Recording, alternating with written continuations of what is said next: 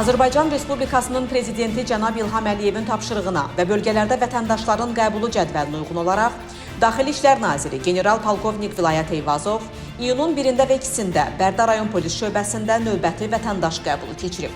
Nazir əvvəlcə Bərdə şəhərindəki Ümumilli lider Heydər Əliyevin abidəsini ziyarət edərək əziz xatirəsini böyük hörmət və ehtiramla yad edib. Sonra polis şöbəsinin inzibati binasında Bərdə, Ağdam, Ağcabədi, Şuşa, Laçın, Tərtər, Zərdab şəhər və rayonlarından qəbula gələn 397 vətəndaşın müraciətini dinləyən nazir, onların problemlərinin həlli üçün Nazirliyin aidiyyəti baş idarə və idarə rəislərinə tapşırıqlar verib. Müraciətlərin əksəriyyətinin yerində həlli ilə bağlı tədbirlər görülüb.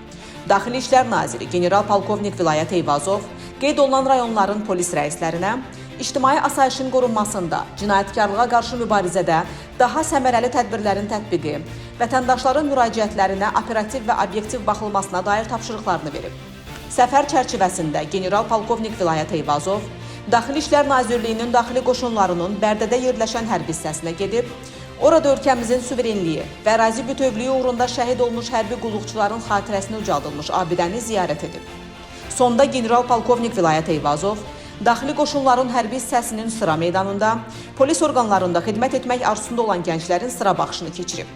Vətən müharibəsinin 37 iştirakçısının da qatıldığı sıra baxışında xidmətə qəbulun şərtlərinə uyğun gələn 328 nəfər seçim turunun növbəti mərhələsinə buraxılıb.